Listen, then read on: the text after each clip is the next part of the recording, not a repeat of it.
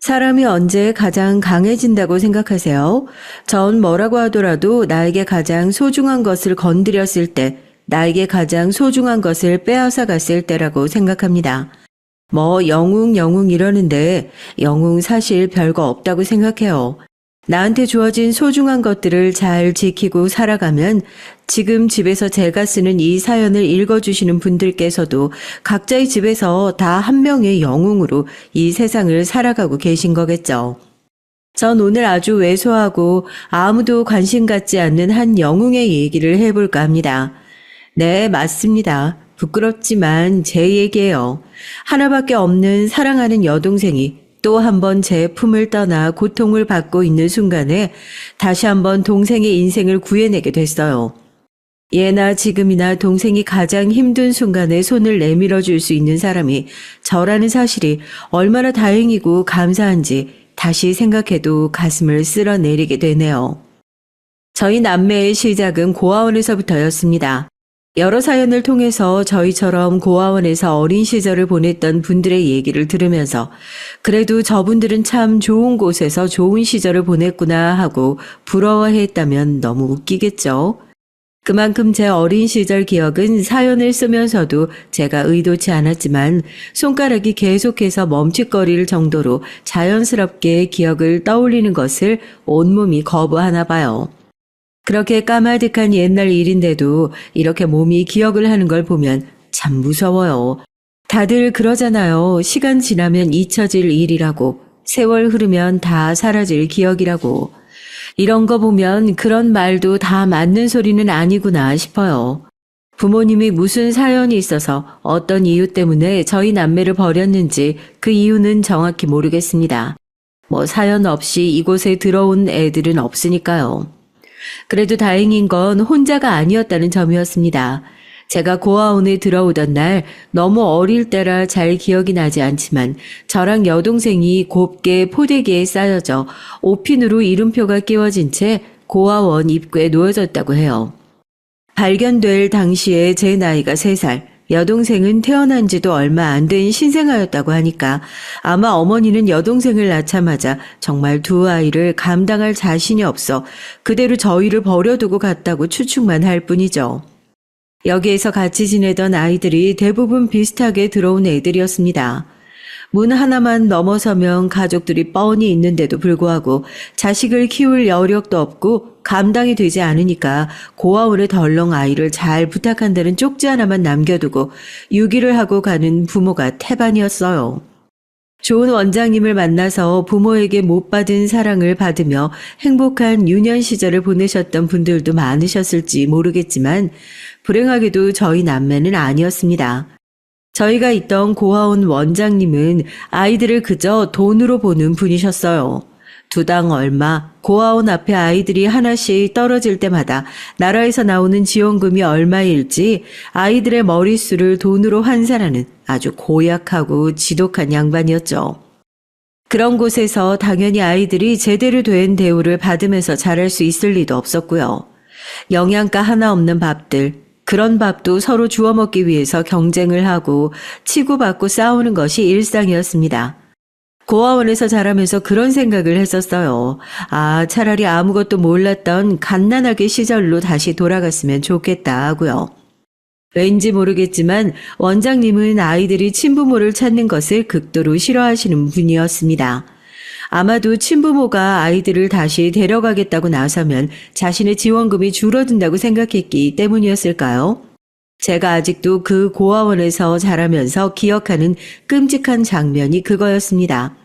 다른 아이들에게는 차마 말하지 못했었지만 아이들이 다 자는 시간에 고아원 밖에서 시끄러운 소리가 난 적이 있었어요.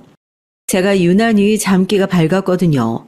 대체 밥에 뭘 타서 먹이는지는 몰라도 저녁 시간만 되면 애들이 코까지 골면서 골아 떨어졌었는데 전 또 그 사이에서 아주 작은 소리만 나도 금방 눈을 뜨곤 했었죠. 밖에서 뭐를 집어던지고 원장님이 막 소리를 지르는 게 들려가지고 몰래 발 뒤꿈치를 들고 나가서 허리를 숙이고 앉아가지고 창문 밖을 내다보는데 입구 쪽에서 누군가 원장님이랑 마구 소리를 지르면서 싸우고 있는 것 같더라고요. 내가 내 아이 보러 왔다는데 왜 안 돼요? 애 얼굴만 보겠다고. 내가 바깥에서 애랑 굶어 죽어도 좋다잖아. 내 애 돌려달라고요. 한 번 버렸으면 끝이지. 무슨 낯짝으로 여길 찾아와. 여기가 고아원이지 무슨 어린이집이라도 되는 줄 알아? 내가 무슨 네 애 잠깐 맡아주는 식모인 줄 아냐고. 당장 꺼져. 원장님은 긴 쌀이대 빗자루를 들고 나와 입구로 밀고 들어오려는 아주머니의 머리에 대고 휘두르며 쫓아내기 시작했습니다. 결국 제풀에 지친 아주머니가 바깥으로 나동그라지고 원장님은 문을 걸어 잠그고 뒤를 돌아서 혹시 누가 보고 있진 않은지 깜깜한 건물을 몇 번이고 살폈죠. 전 두근거리는 가슴을 꼭 부여잡고 놀란 숨을 몰아쉬면서 침대로 돌아가 다시 자는 척을 하고 있었어요. 그런 식으로 원장님은 친부모가 다시 아이를 찾으러 오더라도 매번 내쫓고 있었던 모양이더라고요. 제가 본 게 전부였겠습니까? 어떤 인연이 닿아서 친부모를 어찌저찌 다시 만나게 되었다고 하더라도 그 얄팍한 인연은 금세 끊어지기 마련이었어요. 아이를 다시 찾아가겠다면서 고아원에 나타난 친부모는 비싼 옷이며 신발을 몇 번 사다 주고는 다시 원래 그랬던 것처럼 자취를 감추기 일쑤였고, 그렇게 친부모의 맛을 한번 본 아이들은 오히려 입양을 하겠다는 부모들이 나타나더라도 친부모와의 기억을 잊지 못해서 쉽게 고아원을 떠나지 못하는 모습도 많이 보였죠. 어렸을 때부터 세상 물정을 너무 빠르게 알아버렸던 건진 몰라도 책임은 지고 싶지 않고 낳아놓은 자식은 보고 싶고 자식을 장난감처럼 고아원에 던져놓고 자기가 보고 싶을 때만 찾아와서 비싼 옷이며 신발이며 장난감을 사주고 또 필요 없어지면 그렇게 뒤도 안 돌아보고 가버리는 부모들이 너무나도 무책임해 보였습니다. 사람에 대한 오만정이 다 떨어졌던 것 같아요. 책임을 지지 않으면 사랑을 주지도 말아야 한다. 그런 생각이 뿌리 깊게 박히게 됐죠. 그런 제가 유일하게 무조건적인 사랑을 주었던 대상이 바로 제 하나뿐인 여동생이었습니다. 짓궂은 또래 친구들이 여리고 작은 귀여운 여동생을 괴롭히고 있으면 아무리 재밌는 놀이를 하고 있다가도 쏜살같이 뛰어와 제 여동생을 괴롭힌 애들을 흠씬 두들겨 패줬죠. 덕분에 원장님께서는 고아원에서 맨날 말썽만 일으키는 애라며 문자로 낙인 찍히게 됐지만 고아원에서 여동생을 괴롭히는 아이들이 하나도 없다는 사실에 그저 만족하면서 지냈습니다. 오빠, 원장님이 그러는데 오빠 그렇게 맨날 친구들이랑 싸우고 사고치면 나중에 좋은 집으로 입양 못 간다고 그랬어. 이제 내 앞가림은 내가 스스로 할 수 있으니까 나 지켜준다고 애들이랑 그렇게 안 싸워도 괜찮아. 오빠도 좋은 집에 입양 가야지. 하나 둘씩 주변의 친구들이 입양 가는 걸 보면서 동생은 어쩐지 부러워하는 눈치였습니다. 부모님에 대한 애정도 사람에 대한 그리움도 없었던 저와는 달리 제 동생은 늘 안정적인 가정에 대한 부러움과 애틋함이 있는 사람이었으니까요.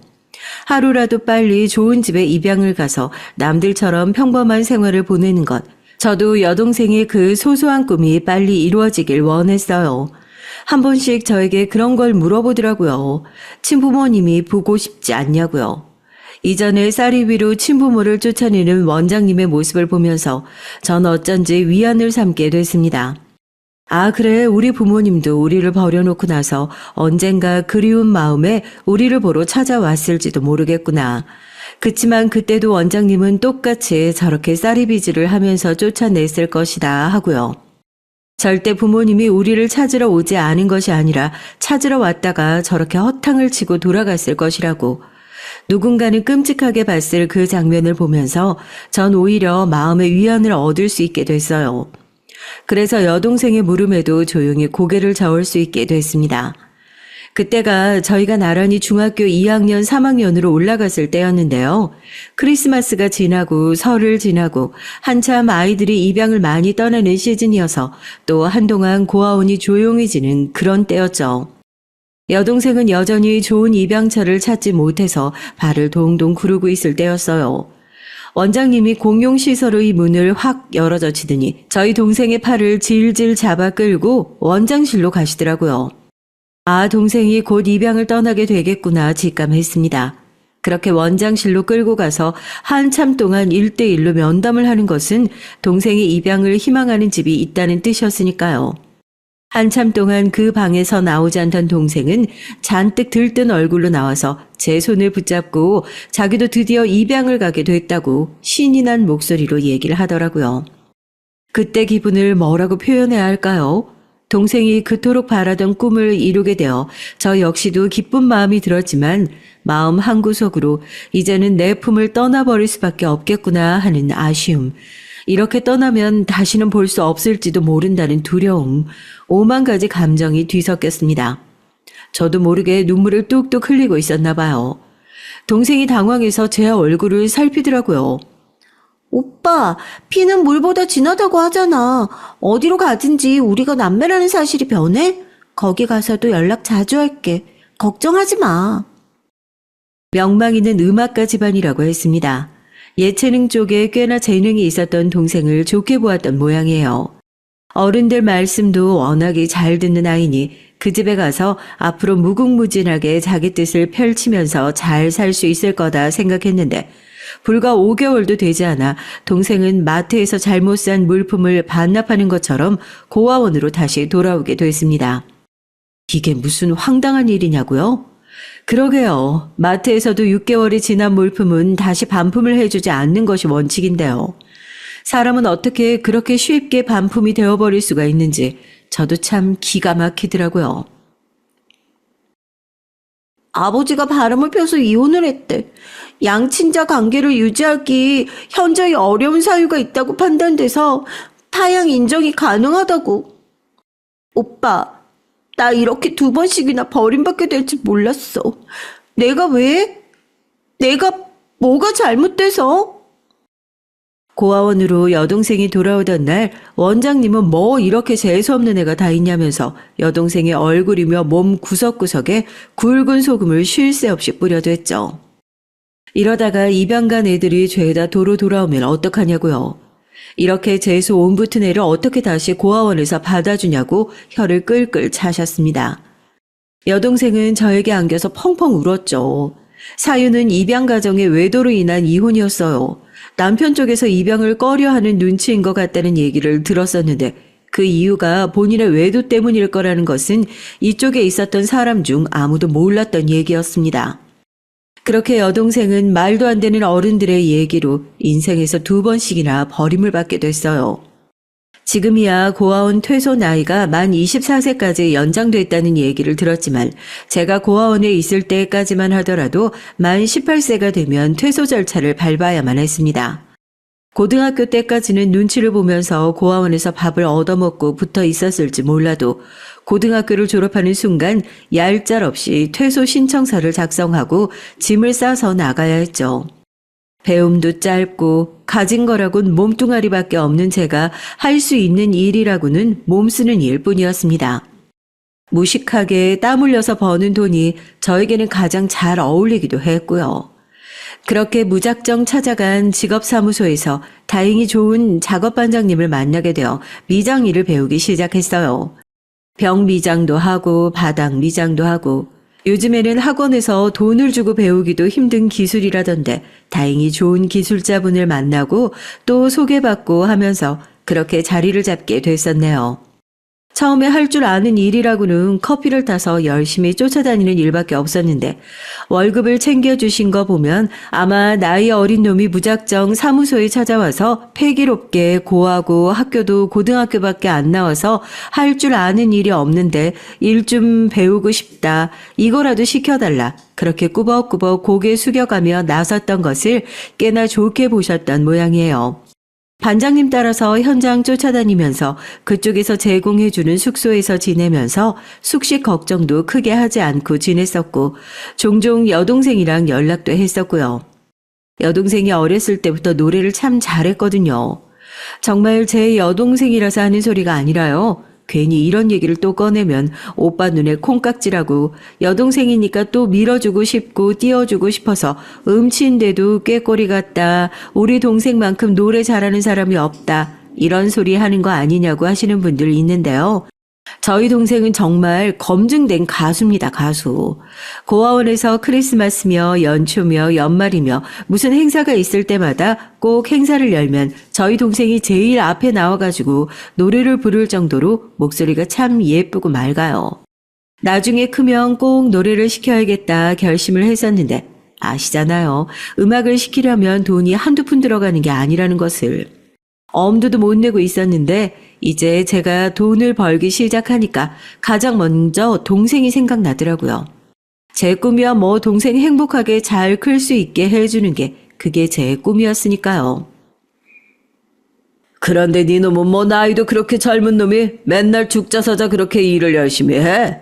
어디 나이 어린데 사고라도 친 거야? 뭐 물어줄 돈이라도 있어? 아저씨들이 뭐 늘상 그렇잖아요. 쓸데없이 궁금한 거 많아가지고요. 저한테 맨날 뭐 월급만 타면 신나가지고 은행으로 뛰어간다고. 어디 숨겨둔 애라도 있는 거 아니냐고 장난식으로 맨날 얘기를 하셨거든요.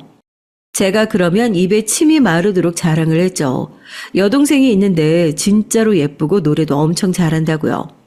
무슨 아버지가 품 안에서 자기 사진 보면서 기운을 내는 것처럼 저도 여동생 사진을 꺼내보고 기운을 차리고 일을 하고 그랬었죠. 월급을 받으면 최소한의 생활비를 제외하고 적금을 들고 학원비를 보내고 그렇게 끈질기고 꾸준한 인생을 살았습니다.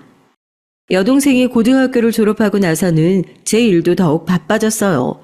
다행히 여동생이 실기시험에서 아주 우수한 성적으로 대학에 합격하고 덕분에 들어가기 어렵다는 기숙사에 합격하게 되면서 당장 눈앞에 놓여져 있던 집세 문제는 한시름 덜긴 했지만 음대 학비는 또 왜 그렇게 비싼지. 성악을 하려면 레슨비가 필수적으로 들어가야 한다는 것도 여동생 덕분에 처음으로 알게 됐습니다. 쉴 틈 없이 일을 했고 제 지원을 받은 여동생이 커리어를 쌓으면서 성장하는 모습을 보는 게 그렇게 뿌듯할 수가 없더라고요. 물론 저 역시도 의도치 않았지만 제 분야에서 꾸준히 일을 하면서 저도 모르는 사이에 전문가가 되어가고 있었고요.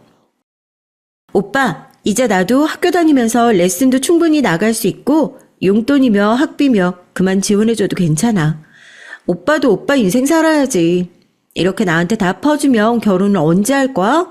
집은 언제 살 거고. 나 어쩔 땐 오빠가 나보다 훨씬 더 잘 살 수 있는 사람인데 오빠 인생 뺏어 사는 것 같아서 미안할 때가 한두 번이 아니야.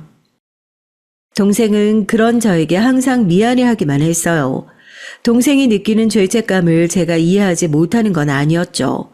하지만 멋진 드레스를 차려입고 늘 화려하게 지내는 것 같은데 그런 본인을 만들어주느라 늘 저는 고생만 하고 있는 것 같다면서요. 저도 참 말로는 매번 이것까지만 그럼 이번까지만 해주고 그만할게 이래놓고서는 또 막상 동생이 어디 대회 나간다 어디 콩쿠르에 나간다 하면 꼭 뭐라도 하나 더 보태줘야 될 것 같고 그런 마음이 들더라고요. 워낙 애틋한 사이니까요. 동생 말 맞다나 저에게도 결혼을 할 여자가 생기면서 저희의 관계도 조금은 소원해지기 시작했습니다.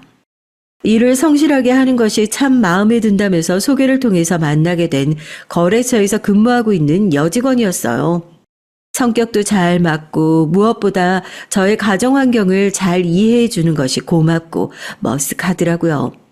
몇 번 데이트를 하고 마침 멀지 않은 날짜에 여동생의 공연이 있어서 소개도 시켜줄 겸 자리에 데려갔습니다.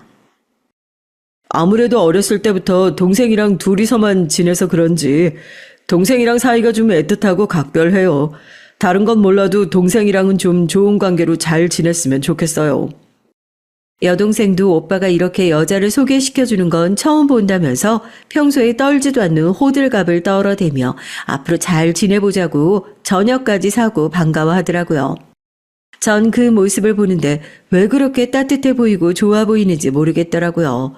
사실 그 전까지만 하더라도 결혼을 해야겠다는 생각이 크게는 없었거든요. 그냥 나이가 차고 적당한 사람이 나타나면 결혼을 할 수도 있겠구나. 딱 그 정도? 그 이상도 이하도 아니었죠. 그런데 이상하게 여동생과 그분이 함께 있는 장면을 보고 있으니까 결혼을 해도 나쁘지 않을 것 같다는 생각이 확 느껴지더라고요.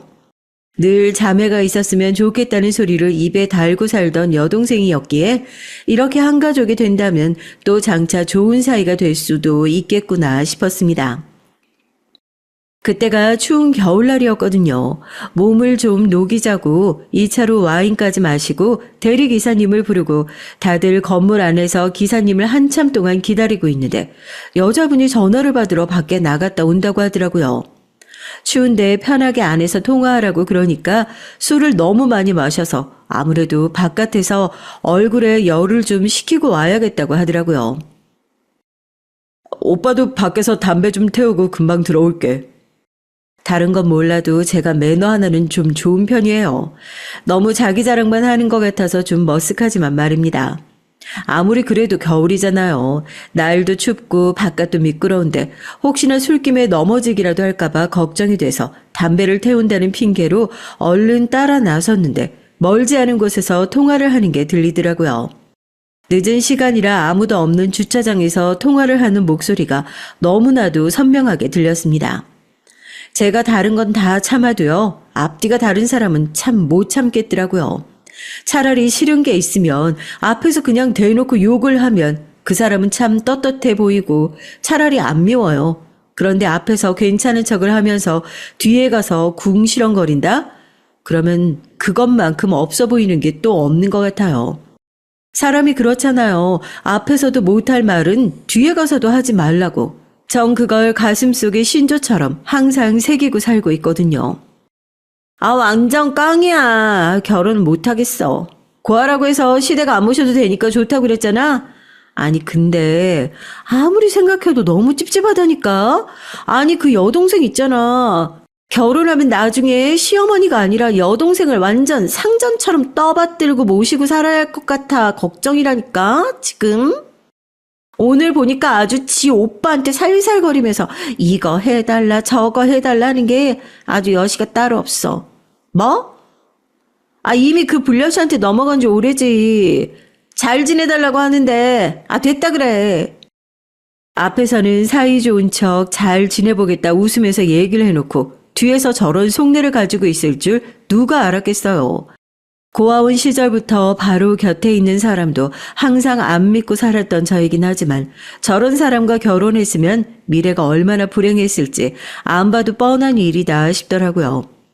이래서 사람을 믿는 게 아니라고 진작부터 생각했었는데 참 좋은 사람이라고 잠깐 동안 생각했었는데 그 얘기를 들으니까 순간 예뻐 보였던 얼굴도 더할 나위 없이 추악해 보이더라고요. 뚜벅뚜벅 걸어가서 통화하고 있는 전화기를 확 빼서 들었습니다. 놀란 눈으로 쳐다보길래 종료 버튼을 누르고 전화를 뚝 끊어버렸어요. 이렇게 몰래 남의 가족 욕하시는 개념도 예의도 없는 분인 줄 몰랐다고. 사과는 제대로 하시라고. 얼굴이 빨개진 여자분이 고개를 푹 숙여서 사과를 하시기에 저도 조용히 핸드폰을 돌려드렸죠. 자리로 돌아가니까 여동생이 그래요. 여자분은 어디 가셨냐고요. 차마 여동생한테 네 욕을 해서 돌려보냈다고 얘기는 할 수가 없어서 그냥 너무 마음에 안 들어서 방금 나가서 헤어지기로 했다고. 그래가지고 그날도 여동생한테 욕을 바가지로 먹었습니다. 아마 이 사연 보내고 나서 여동생이 듣고 나면 그날의 진실을 처음으로 알게 되겠네요.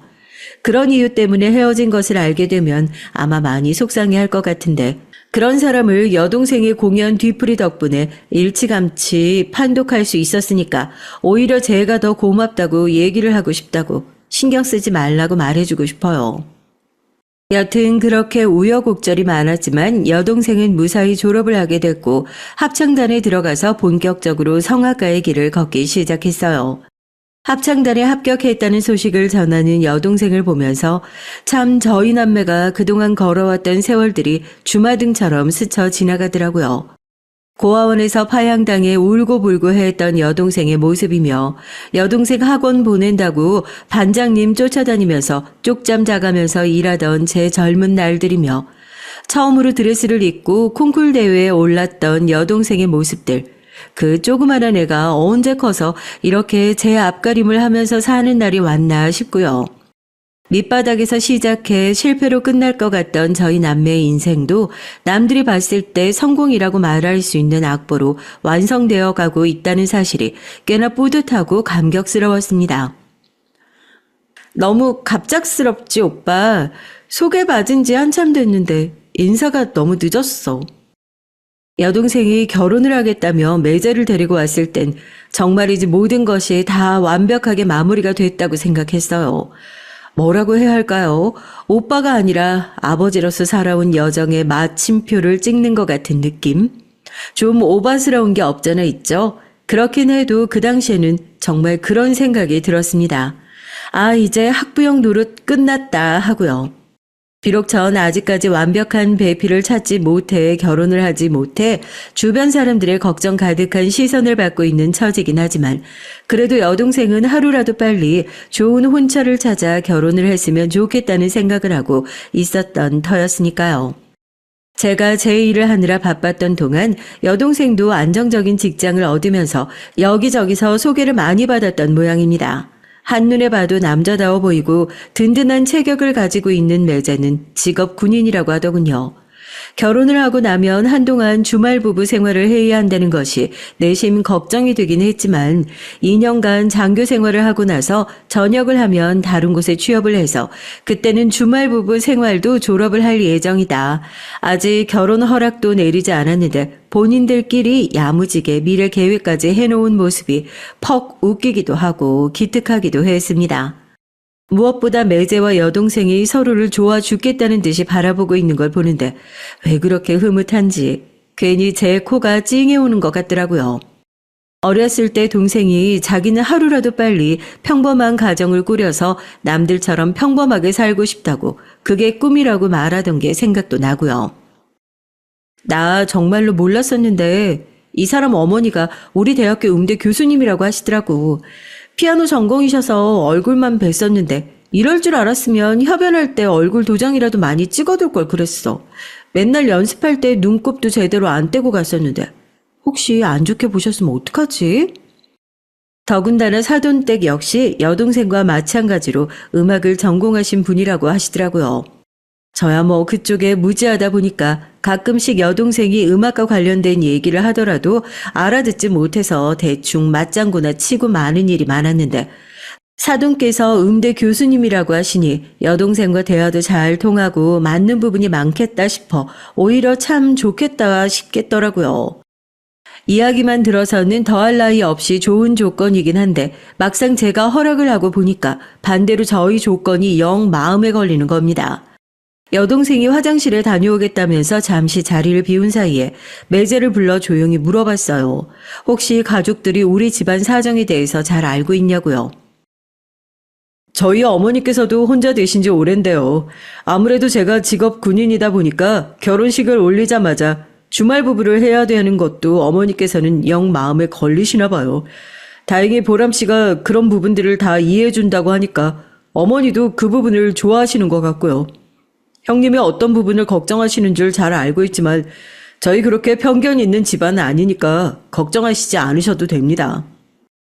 매제의 얘기에 저도 한시름 놓을 수가 있었죠. 오히려 제가 결혼하자마자 여동생이 주말 부부를 해야 한다면서 걱정했던 것이 오히려 머쓱해질 지경이더라고요. 상견례 자리도 무난하게 잘 끝났습니다. 아무래도 사돈께서는 교수님이시고 집안에 어른도 없이 제가 그 어른 역할을 해야 하는 상황이다 보니까 평소에 안 하던 긴장을 잔뜩 하고 나갔던 것 같아요. 얘기를 듣던 대로 교양이 넘치시는 분이시더라고요. 사돈 총각이 거의 우리 며느리를 키우시다시피 했다고 들었는데 남매가 서로 의지해서 자란 것 치고는 둘 다 너무 반듯하게 잘 자란 것 같아서 깜짝 놀랐어요. 그에 반해서 내가 너무 부끄러워지는데요. 우리 아들은 내가 너무 온실 속 화초처럼 곱게 키운 것 같아서 열심히 키운다고 키운 것 같은데 두 사람에 비하면 모자란 게 너무 많은 것 같습니다. 오히려 내가 배울 게 더 많아 보여요. 다 늙어서 자식들 키울 일은 없겠지만 손주 돌보려면 며느리한테 한 수 배워야겠어요. 더군다나 둘이서 음악을 하다 보니까 통하는 게 아주 많네요. 나는 노년에 아주 좋은 파트너가 생긴 것 같아서 더할 나위 없이 기쁘다니까요. 결혼식에 대한 것들은 이미 두 사람 선에서 다 얘기가 마무리된 상황이라서 더 할 얘기들이 없었고 다만 그 자리에서 조금 마음에 걸리는 게 하나 있긴 했습니다. 집에 대한 얘기였어요. 매제가 직업 군인으로 근무를 하면서 장교 숙소를 이용하는데 장교 숙소라는 것이 말이 좋아 숙소지 그냥 군인 막사나 다름없는 굉장히 불편한 공간이었거든요. 결혼을 안 한 사람들은 그런 공간에서 지낸다고 하더라고요. 저희 동생이 그걸 한번 보고 오더니 너무 마음이 쓰였나 봐요. 어차피 장교 2년하고 전역을 할 건데 신혼집을 좀 미리 구해놓자고. 살고 있는 곳이랑 그렇게 멀지 않은데 그렇게 신혼집을 미리 구해놓고 거기서 출퇴근을 하겠다고 리모델링을 하고 있는 상황이었죠. 이중으로 돈을 쓸 수가 없으니 지금 살고 있는 전셋집은 이미 내놓은 상황이었고요. 전셋집이 생각보다 빠르게 나가면서 여동생의 거처가 붕 뜬 상황이었는데 그렇다고 다 큰 오빠 집에서 동생이 지내는 것도 애매하고 매제의 숙소로 들어가기도 뭐하고 합창단에 따로 숙소가 있는 것도 아닌 상황이었죠. 시집살이라고 생각해서 불편할 수도 있겠지만 리모델링 그거 2달도 채 안 걸릴 텐데 간단한 짐만 싸가지고 들어와서 본가에서 잠깐 지내는 건 어떻겠니? 안 그래도 상견례 자리에서 오빠랑 다 같이 있는 자리에서 물어보려고 했지. 너만 불편하지 않으면 집도 넓고 생활 공간도 딱 분리되어 있으니까 같이 지내면 좋을 것 같다 생각했었는데 네 생각은 어떠니? 사돈 총각 생각도 한번 여쭤보고 싶었고요. 사돈이 선뜻 그러면 리모델링이 끝나는 동안만이라도 본가에서 지내는 게 어떻겠냐 먼저 시댁살이를 제안했죠. 솔직히 전 반대를 하는 입장이었습니다. 아무리 생활 공간이 분리되어 있다고 하더라도 시댁은 시댁이니까요. 시어머니랑 잘 맞고 안 맞고를 떠나서 마음 편하게 지낼 수가 없는 공간이잖아요. 가뜩이나 일을 하면서 성격이 예민해져 있는 동생인데 그것도 결혼을 막 하고 돌아와서 시댁으로 바로 들어간다는 것이 그렇게 썩 내키지 않은 상황이었습니다. 그걸 상견례 자리에서 물어보는 것도 참 못됐다 싶었죠. 이렇게 다 같이 있는 자리에서 대놓고 물어보면 세상에 어떤 며느리가 쉽게 거절을 하냐고요. 제가 나서서 그건 좀 아닌 것 같다 얘기를 꺼내려는데 여동생이 눈치를 챘는지 저를 맞고 괜찮다고 먼저 말을 하더라고요. 오히려 좋은 것 같은데요. 이럴 때 아니면 언제 어머님이랑 시간 보내겠어요. 공사업체 확인해보니까 바닥만 빨리 마무리되면 생각보다 공사 기간이 짧아질 수도 있을 것 같다고 하더라고요. 2달까지 신세 지지 않아도 될 것 같아서 그럼 짐은 간단하게 정리 한번 해보고 신혼여행 끝나는 대로 오빠한테도 인사하고 본가로 들어갈게요. 상견례를 마치고 나서 동생한테 정말 괜찮겠냐고 몇 번이나 물어봤죠. 아무리 그래도 시댁이고 불편할 텐데 상견례 자리에서 얘기를 했으니까 이젠 빼도 박도 못하게 생겼다고요. 여동생은 어머님이랑 1박 2일로 여행도 몇 번 다녀왔고 오빠도 방금 보지 않았냐. 워낙 성격이 고상하시고 조용하신 분이시다. 더군다나 공사가 다망하신 분이라서 한 달 사이에도 국내외 출장을 다니시는 통에 정작 집에서 마주치는 날은 며칠 안 될지도 모른다면서 저를 안심시켰습니다. 사람이 찝찝한 데는 다 이유가 있는데 말이에요. 동생의 결혼식이 무사히 끝나고 동생 내외는 멕시코 칸쿤으로 신혼여행을 다녀왔어요. 다녀오자마자 챙겨놓은 짐을 들고 저희 집으로 와서 인사를 하고는 시댁에 들어가겠다고 인사를 하더라고요. 여전히 걱정스러운 마음에 무슨 일이 있으면 카톡이든 문자든 전화든 남편한테 얘기 못해도 오빠한테는 꼭 하라고 그렇게 신신당부를 하고 동생을 보냈습니다. 이미 훌쩍 다 커버린 성인이 됐는데도 왜 그렇게 제 눈에는 애처럼 보이는 건지요. 처음 일주일은 정말 어찌나 걱정이 되는지 하루에 2번씩은 카톡을 했던 것 같습니다. 잘 지내냐, 별일 없지, 시어머니가 잘 해줘, 꼬치꼬치 캐묻는 것 같은 말투의 문자에 여동생은 크크크크 아저씨 제발 그만 좀 하세요. 그럴 거면 옆집으로 이사를 오세요 하며 장난식으로 답장을 하곤 했습니다. 장난기 넘치는 여동생의 말투를 보면서 생각보다 잘 지내고 있구나 안심을 할 수 있었죠. 그리고 나서 저도 본격적으로 바빠졌습니다. 저희 업계에서도 본격적으로 성수기가 시작됐거든요.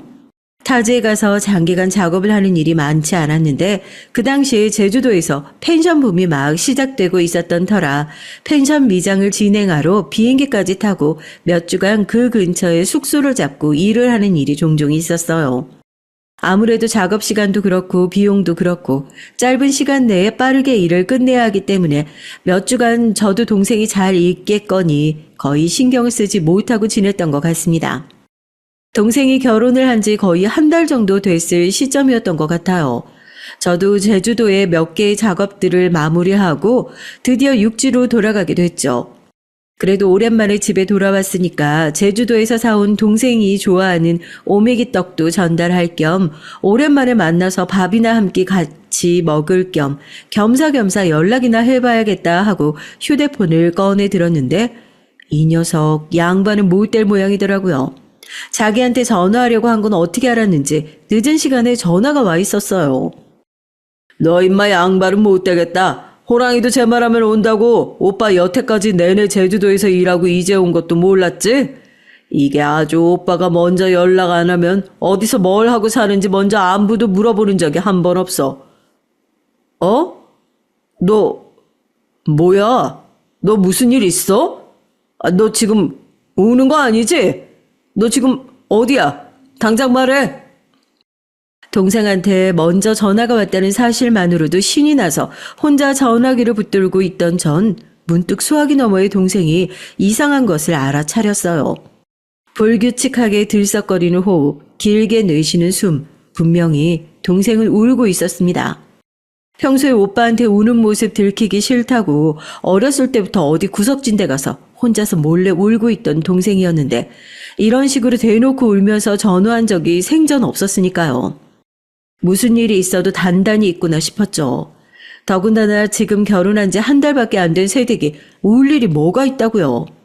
매제가 바람을 폈나 아니면 뭔 사고라도 친 거냐 시어머니한테 혼이라도 난 거냐 아무리 물어봐도 대답이 없던 동생이 한마디를 하는데 피가 거꾸로 솟는 줄 알았습니다. 오빠, 나 시어머니가 맨날 때려. 시어머니한테 나 맨날 맞고 지내. 이게 무슨 청천벽력 같은 소리란 말입니까? 너무 귀해서 아무리 속 터지는 짓을 해도 저도 손 한 번을 대본 적이 없는 제 여동생인데 누가 함부로 손을 댄단 말이에요. 너 그게 무슨 소리냐고? 대체 네가 무슨 잘못을 했다고? 아니 아무리 잘못을 해도 다 큰 성인을 무슨 이유로 때리냐고? 긴 말 할 것 없이 당장 지금 오빠가 너 있는 대로 가겠다고 하니까 엉엉 울면서 아니랍니다. 자기가 오빠한테 가겠다고 어머님 안 계실 때 오빠 집으로 가겠다고 그러더군요. 당장 매제한테 전화해서 저희 집으로 오라고 뒤집어 엎을까 싶다가 우선 동생한테 자초지종을 들어보자 싶어서 기다리고 있었습니다. 한참 후에 동생이 저희 집 문을 두드리더라고요. 동생 팔뚝을 걷어보니까 손톱으로 핥히고 꼬집었는지 손톱 자국이 새빨갛게 피가 맺힐 정도로 나 있는 것은 물론이고 길쭉하게 줄이 쭉쭉 나 있어서 이건 뭐냐고 물어봤더니 자로 건드린 자국이랍니다. 대체 어떤 시어머니가 며느리의 팔을 자로 이렇게 건드려서 이런 자국을 만들어 놓는단 말입니까? 기가 차서 말이 안 나오더라고요. 우리 어머니 완전 사이코패스야 오빠. 밖에서는 세상 착한 척 교양 있는 척 굴면서 집에 들어와서는 너 같은 고아가 왜 우리 집에 들어와가지고 우리 집 격 떨어지게 만드냐고. 나한테 너 같은 건 스트레스 푸는 용도로 못 쓴다면서 자기가 성악 코칭 해준답시고 피아노 연주하고 나한테 옆에서 노래 부르라고 시키고 조금이라도 실수하면 코칭 해준답시고 이렇게 팔을 핥히고 자로 툭툭 치고. 팔에 나 있는 자국만 보면 툭툭 친 수준이 아닌 건 확실하지만 동생은 끝까지 제가 걱정할까 싶어 어떻게든지 둘러대보려고 노력하는 것 같더라고요. 여동생의 얘기를 들어보니까 기야말 노릇이었습니다. 사돈은 악마나 다름없는 인간이더라고요. 상견례 때 봤던 그 교양 있고 품격 있는 교수의 모습은 그저 사이코패스가 뒤집어 쓴 탈바가지나 다름없었어요. 사람들 앞에서는 웃으면서 자랑스러운 우리 며느리 소리를 입에 달고 살던 시어머니가 집에 돌아오면 5만 가지 핑계를 대면서 자기가 성악 레슨을 해주겠다는 핑계로 제 여동생을 괴롭히고 있었던 겁니다. 여동생을 붙잡고 왜 얘기를 하지 않았냐. 적어도 남편한테는, 아니 나한테는 얘기를 해야지 왜 말을 하지 않았냐고 버럭 화를 냈습니다. 여동생이 눈물을 뚝뚝 흘리더라고요. 그러다가 예전처럼 또 버려지면 어떡해. 내가 어머님이랑 평생 같이 살 것도 아니고 리모델링 끝날 때까지 잠깐만 버티면 되는 건데 이거 못 참고 얘기했다가 예전처럼 나 파양당할 때처럼 또 버려지면 어떡하라고. 여동생은 저를 끌어안고 울었어요. 겨우 그거 무서워서 이딴 집구석에서 왜 네가 버티고 살아야 하냐고요. 여동생도 그제서야 긴장이 풀렸는지 주저앉더라고요. 이미 이 꼴까지 본 이상 저는 더 이상 여동생의 결혼 생활을 이어가게 할 수 없었습니다. 당장 병원에 가서 진단서를 떼어오라고 했죠. 일단 폭행죄로 고소를 해야겠다고요. 여동생은 정말 이렇게까지 해야겠냐며 안절부절 못하는 눈치였지만 이렇게까지 된 이상 저는 끝장을 볼 생각이었습니다. 진단서를 끊어온 여동생과 함께 경찰서에 가서 폭행죄 접수까지 마치고 나니 사돈에게 전화가 오더군요. 빨리 돌아오지 않으니까 의심을 한 눈치였습니다. 여동생이 아무렇지도 않게 전화를 받아 오빠가 제주도에서 출장을 마치고 돌아와서 잠시 얼굴을 보러 나왔다고. 안 그래도 어머님께 전해드릴 선물이 있어서 같이 집에 들어가는 길이라고 잘 얘기를 했죠. 매제, 지금 당장 본가로 오게. 하던 일이 뭐가 됐든지 간에 당장 정리하고 집으로 와. 자네 집에서 무슨 일이 있었는지 나 알기는 해. 자네 마누라가 무슨 일을 겪었는지. 어리둥절하게 제 연락을 받은 매제 역시 영문도 모른 채로 그렇게 모든 식구가 한자리에 모이게 됐습니다. 아무것도 모르는 사돈은 저를 보자마자 대뜸 손을 잡고 반가워하면서 결혼식 이후로 처음 보는 것 같다고 식구가 됐으니까 자주 봐야 하는데 가족들 다 모이기가 이렇게 여간 어려운 게 아니라면서 입에 발린 소리를 하더라고요. 저도 그 소리에 이렇게 다 같이 모일 자리를 만들어주셔서 감사하다는 말로 맞받아 쳤습니다. 가운데서 여동생만 혼자 불편한 기색으로 서 있었고요. 그때 매제까지 집으로 들어오며 온 식구가 모이게 됐어요. 사돈도 제가 아들까지 부른 건 모르고 있었으니 네가 여기 왜 왔냐며 어리둥절한 눈치더라고요. 매제, 자네는 마누라 시어머니한테 맡겨놓고 어떻게 사는지 제대로 들여다보지도 않으면서 남편이라는 말이 어울린다고 생각하나? 마누라가 시어머니에게 두들겨 맞고 사는지 어떻게 사는지도 모르면서 그게 남편이야? 제 얘기에 사돈은 얼굴을 싹 굳히더니 지금 그게 무슨 소리냐면서 제가 지금 애한테 손이라도 올렸다는 거냐고 버럭 소리를 지르더라고요. 매제도 지금 저희 어머니한테 무슨 무례한 말씀이냐고 반박을 하고 나섰고요. 이렇게 쌍으로 뻔뻔한 모자니 그동안 저희 여동생이 아무런 말도 하지 못하고 숨기고만 살았구나 싶더군요. 저는 헛웃음을 치면서 여동생을 끌고 와 그 팔을 확 걷어 붙였습니다. 팔에 나 있는 수많은 상처를 보더니 매제 역시 이게 무슨 일이냐며 깜짝 놀라 여동생의 팔을 붙잡더라고요. 거기서 아무런 얘기를 더 하지도 않았는데 사돈은 딱 잘라서 내가 했다는 증거 있냐? 자기가 어디 가서 긁혀놓고 애먼데 와서 화풀이하는 거냐? 뻔뻔하게 잡아떼기 시작했어요. 어머님, 지금 그게 무슨 말씀이세요? 어머님이 저녁마다 매일같이 피아노 치시면서 여기 이 자 가지고 매일같이 때리신 거잖아요. 여기 이렇게 갖다 대면 이렇게 딱 맞아 떨어지는데 어떻게 그렇게 거짓말을 하실 수가 있으세요? 이것도 다 어머님이 꼬집어서 난 상처잖아요. 오빠, 나 정말 억울해. 나 거짓말한 거 하나 없어.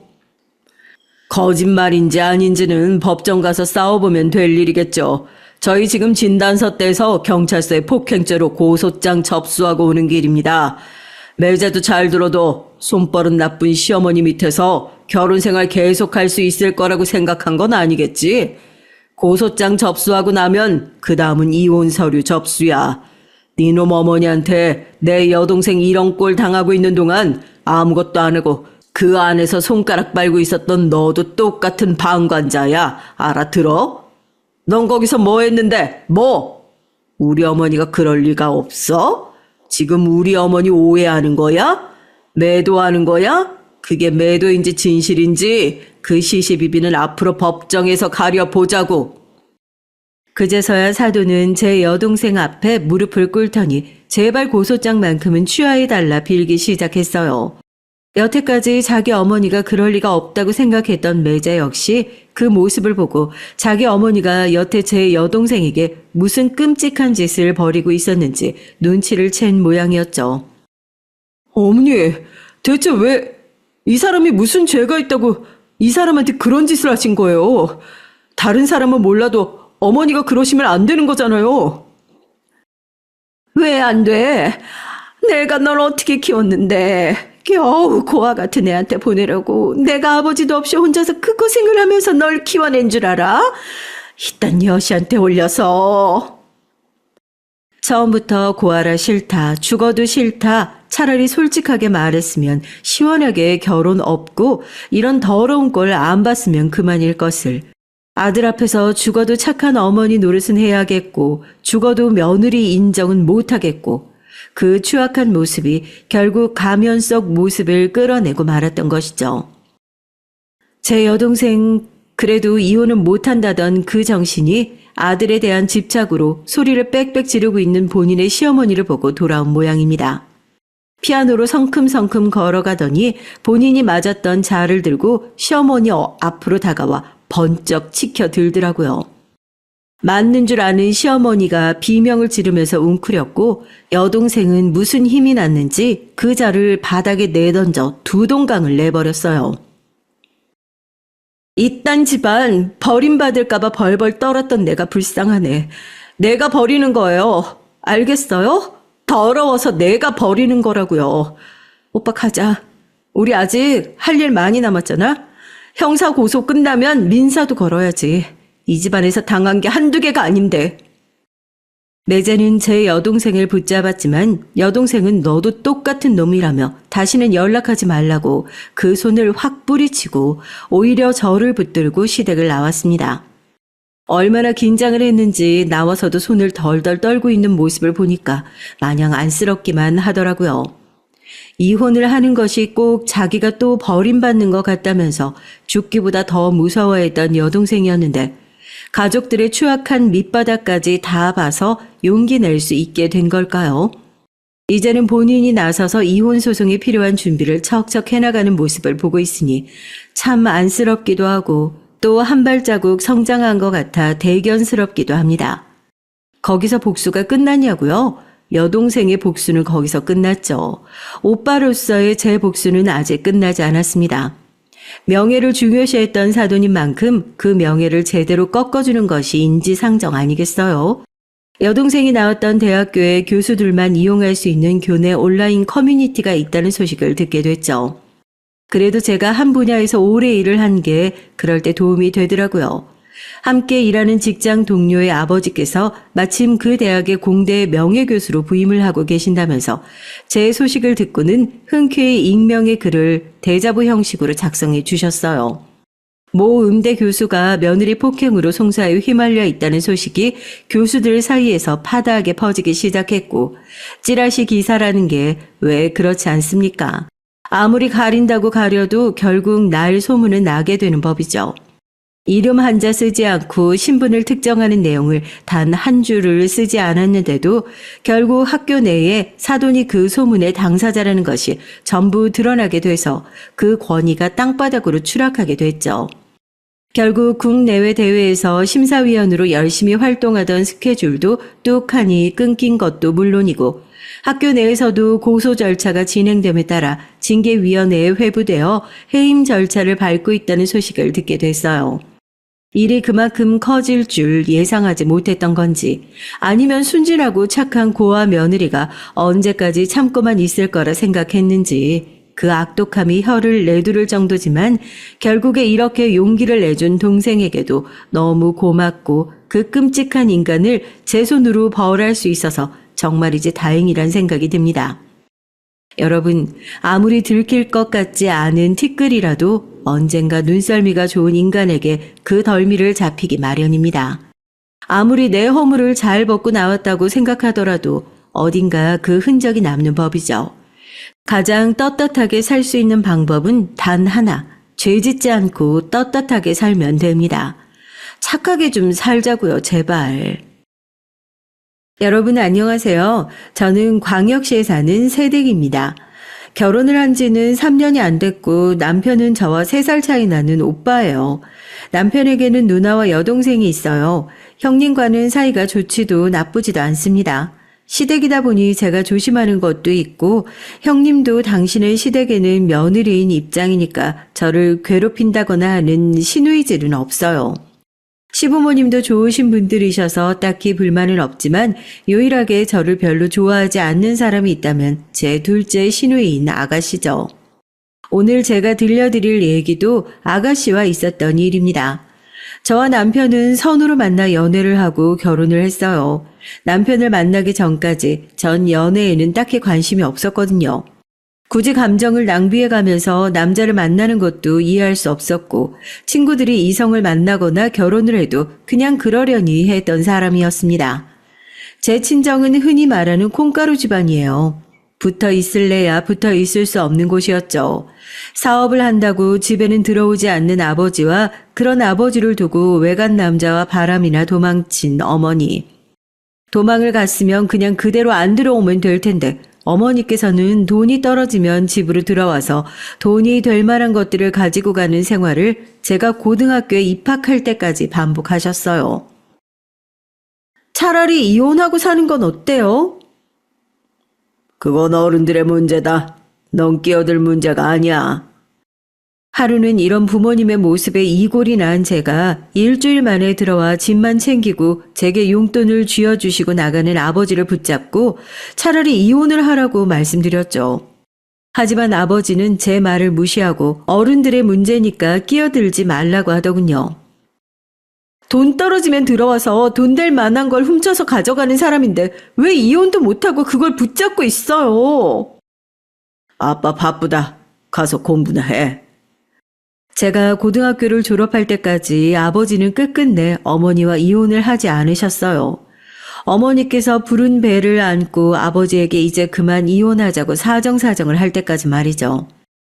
어릴 때부터 성인이 되는 시점까지 가족이 실시간으로 무너지는 모습을 목격했던 목격자이자 피해자였던 저였기 때문에 전 사랑해서 연애를 하고 결혼을 한다는 걸 이해할 수가 없는 사람이 됐습니다. 오히려 사람을 불신하고 저 사람이 언제 나를 배신할지 모른다는 두려움을 가진 어두컴컴한 사람이었죠. 대학생 때도 다가오는 사람들을 불신하고 밀어내기 바빴습니다. 그러다 멀어진 친구들도 많았고요. 제 인생 통틀어 인간관계가 최악으로 치닫던 순간이라서 그런지 전 인간관계를 붙잡고 늘어지는 시간이 아깝다고 생각했고 모든 에너지와 시간을 대학 공부로 돌렸죠. 공부를 하는 시간도 에너지도 늘었으니 자연스럽게 학점은 쑥쑥 오르더라고요. 학점도 오르고 장학금도 받았고요. 전 받은 장학금을 잘 뒀다가 방학 때 집에 가지 않고 이곳저곳 여행을 떠났습니다.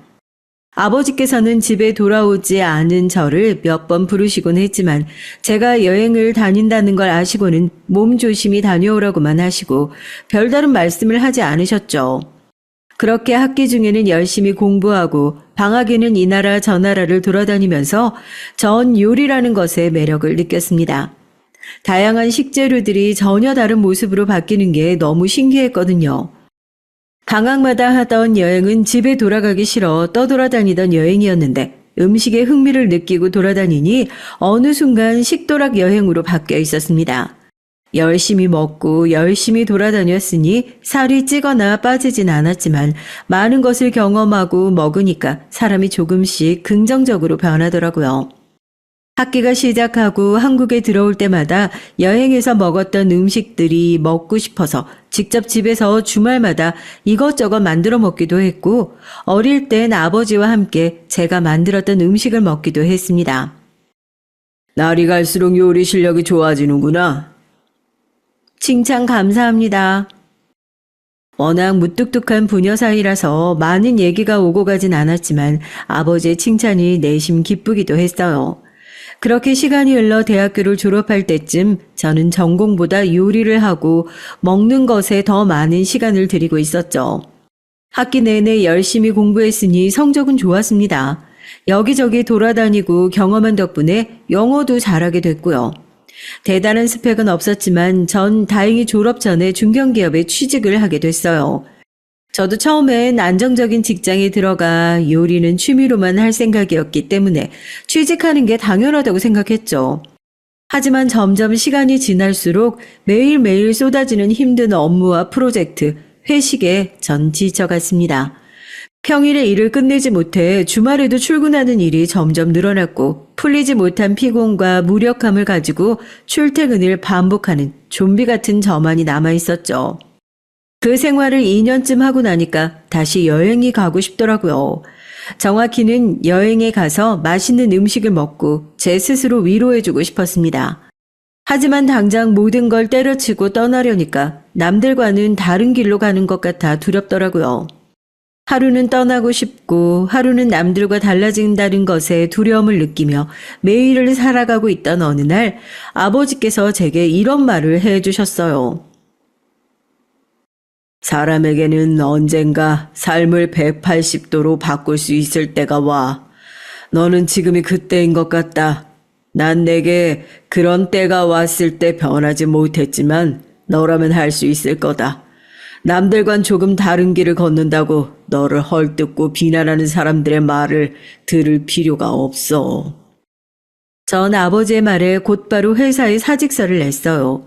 인수인계를 해야 했기 때문에 조금 힘들긴 했지만 그래도 전 원하던 여행을 떠날 수 있다는 생각에 최선을 다했습니다. 회사에서의 마지막 날 친하게 지내던 선배가 저를 불렀어요. 회사 나가면 뭐하고 살게? 듣기로는 은주 씨 집 잘 산다고 들었는데 사업이라도 하게? 아니요. 그냥 여행이나 다니려고요. 여행? 아니 부모님이 허락해 주셨어? 은주 씨 은근히 그렇게 안 봤는데 낭만파였어? 세상에 여행 간다고 회사를 그만둔다고? 전 선배의 이런 말에도 아랑곳하지 않았습니다. 아버지의 말이 퍼뜩 떠올랐거든요. 남들과 조금 다른 길을 걷는다고 저를 헐뜯고 비난하는 사람들의 말을 들을 필요가 없다. 어쩌면 제 인생에서 가장 필요했던 말이 아니었을까 하는 생각을 하며 제 현실을 살라고 충고하는 선배를 지나쳐 회사를 나왔죠. 매일 집, 회사를 반복하던 삶이라 돈 쓸 시간이 없던 제 통장은 그동안 일한 만큼 돈이 쌓여 있었습니다. 전 그 돈으로 열심히 여행을 떠났어요. 맛있는 것들을 먹고 한적한 곳에서 잠드는 삶, 지쳐있던 제 삶을 충전해주기에 충분한 시간들이었죠. 그러던 어느 날 제 인생에서 중요한 두 분을 만나게 됩니다. 우연히 제가 들어간 식당은 한인 노부부가 하는 식당이었어요. 허름한 건물이지만 깔끔하고 정갈한 내부와 맛있는 음식. 친조부모님들은 일찍 돌아가셔서 친할머니의 음식 솜씨는 몰랐지만 살아 계셨다면 이런 따뜻한 맛이 아니었을까 하는 생각이 들던 곳이었죠. 그래서 그런지 마음이 더 가서 그곳에 머무는 며칠 그 식당만 갔더니 두 분께서 제게 말을 걸어주시더라고요. 맛은 어때요? 괜찮아요? 아유, 며칠 계속 우리 식당만 오는 것 같아서 물어봐요. 맛은 뭐하러 물어? 당연히 맛있으니까 우리 식당에 계속 오는 거지. 안 그래요? 네, 정말 맛있어요. 할머니 요리 솜씨가 정말 대단하신 것 같아요. 젊은 사람한테 그런 말 들으니까 너무 좋네요. 사실 이제 슬슬 이 가게 그만두고 딸이랑 손주 있는 곳으로 돌아갈까 생각 중이었거든요. 딸이요? 따님은 어디 계시는데요? 아, 우리 딸은 한국에 있어요. 딸이 이만 들어와서 한국에서 같이 살자고 하는데 우리가 거절하는 거거든. 우리가 살던 한국이랑 지금의 한국이 많이 달라져 있을 테니 나도 우리 영감도 무서워서 한국을 갈 수가 있나? 에이, 사람 사는 곳 모두 똑같아요. 물론 저도 이 여행이 끝나면 다시 한국에 들어가는 게 두렵지만요. 아이고, 젊은 사람이 무슨 그런 말을 해? 사실 저 잘 다니던 직장 그만두고 여행 다니고 있는 거예요. 분명 돈도 나름 잘 벌고 일도 열심히 했는데 어느 순간 무기력해지더라고요. 제가 좀 그래요. 남들은 다 멀쩡하게 비슷비슷한 길을 걷는데 전 직장도 그만두고 있는 돈 쓰면서 여행이나 다니고 좀 이상하죠? 아, 이상할 게 뭐 있어요. 이렇게 휙휙 바뀌는 사회에서 지치지 않은 게 더 이상하구만. 우리 때야 다 고만고만하게 살았지만, 아이, 지금은 아닌 사람들도 많잖아요. 그런데 요즘 사회는 참 이상해. 자기랑 아주 그냥 조금만 다르다는 이유로 사람들을 비난하고 헐뜯는 사람들이 많아졌잖아요. 우리가 보기에 아가씨는 아직도 한참 어린 걸 뭘 그런 걸로 고민하고 있어요. 요즘은 100세 시대라고 하는데 100년 살 건데 절반도 못 산 아가씨가 이상한 거면 우리는 뭐야? 이러시면서 농담을 가득 섞인 따뜻한 위로에 어느 순간 저도 마음이 울컥하더라고요. 애써 눈물을 참으며 할아버지와 할머니와 한가득 수다를 떨고는 이왕 이렇게 된 거 우리 집에 초대하고 싶다는 할머니의 말씀에 벌컥 할머니와 할아버지의 집에 들어가 묵었습니다. 그 집에 묵으면서 다시 예전으로 돌아간 것처럼 요리를 직접 해서 두 분 대접도 해드리고 두 분을 도와 가게 일도 하면서 행복한 일주일을 보냈죠. 그곳에서 보낸 일주일의 삶에서 제 꿈을 발견한 전 한국으로 돌아와 요리 자격증을 하나하나 따기 시작했습니다. 언젠가 두 분처럼 소박한 음식점을 열고 싶었거든요. 한국에 돌아와서 제일 먼저 전 아버지에게 제 포부를 얘기했습니다. 아버지, 저 결심했어요. 제 식당을 열어보고 싶어요. 식당? 네, 제 식당이요. 제 이름으로 된 제 식당 열어서 그분들처럼 행복하게 운영해보고 싶어요. 물론 이런저런 제약이 있고 실현이 되려면 오래 걸리겠지만 그래도 해보고 싶어요. 아버지는 제가 하는 얘기를 열심히 귀담아 들어주시고는 말씀하셨습니다. 봐라, 아빠가 뭐라 그랬니? 삶을 180도 뒤집어 놓을 일이 생길 거라고 하지 않았어. 지금이 그땐가 보다. 응원하마. 저는 아버지의 응원에 열심히 해보이겠다고 하면서 자격증 공부를 쉬지 않고 시작했어요. 다행히 모아놓은 돈이 좀 있었기 때문에 공부를 시작하는 건 어렵지 않았죠. 무거운 주방용품과 뜨거운 불에 데이고 칼에 베이면서도 전 지치지 않고 열심히 공부를 했답니다. 노력하고 땀 흘려가며 실습도 하고 공부도 하면서 자격증을 하나씩 따갈 때의 성취감은 이루 말할 수가 없을 정도로 뿌듯했어요. 정말 웃기게도 회사 일을 하던 때보다 몸은 더 힘들었지만 정신은 힘들지 않았습니다. 매일 몸과 마음이 피폐해지던 회사 생활보다 요리를 하는 지금이 제가 살아있음을 느낄 수 있었거든요. 자격증을 따고 나서 전 지치지 않고 호텔 식당으로 들어가 허드렛 일부터 시작했어요. 설거지와 각종 야채를 다듬고 청소, 선배들의 꾸지람을 들었지만 저는 꿋꿋이 견뎌냈습니다. 그렇게 시간이 흘러 펜을 잡고 칼을 잡을 수 있을 만큼 요리사로서의 숙련도를 늘리다가 여행에서 만났던 노부부 두 분이 한국에 들어온다는 소식을 들었어요. 전 휴가를 내고 두 분을 보러 갔죠. 두 분은 여전히 사이가 좋아 보이셨습니다. 두 분의 따님도 처음 뵙고 인사를 나눴어요. 두 분의 따님도 두 분만큼이나 좋으신 분이었습니다. 제게도 편하게 이모라고 부르라고 하시더라고요. 자기 아들이 저보다 어리다고 하면서 말이죠. 전 세 분께 제가 해드린 요리를 대접하고 싶다고 말씀드리며 저희 집으로 모시고 가서 요리를 대접해 드렸습니다. 아이고, 정말 맛있구나. 아이, 세상에 한국에 오자마자 이렇게 멋진 대접을 받을지 꿈에도 몰랐어. 손맛이 정말 좋은걸. 아유, 우리 지역이도 먹여주고 싶을 정도야. 저를 보시며 인자한 미소를 지으시며 손주도 먹여주고 싶다고 얘기하시는 할머니의 말에 할아버지도 맞장구를 치셨습니다. 우리 할망구 솜씨를 따라잡기는 아직 한참 남았지만 그래도 아주 맛있구나. 게다가 호텔 식당에서 일한다고?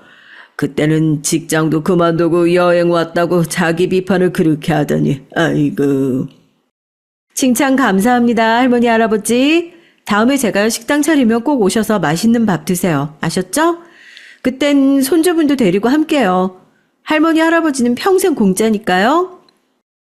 제 말에 할머니와 할아버지는 공짜밥 먹으려면 얼마 남지 않았으니까 얼른 식당 차리라며 저에게 장난을 치셨고 저 역시 제 가게를 열기 위해 노력했습니다. 어느 날 호텔 식당에서 바로 윗선배와 부딪히는 일이 생기게 됐어요. 아무래도 같이 일하는 사람끼리 얼굴을 붉히고 싸웠기에 그곳에서 계속 일하는 게 힘들 것 같았습니다.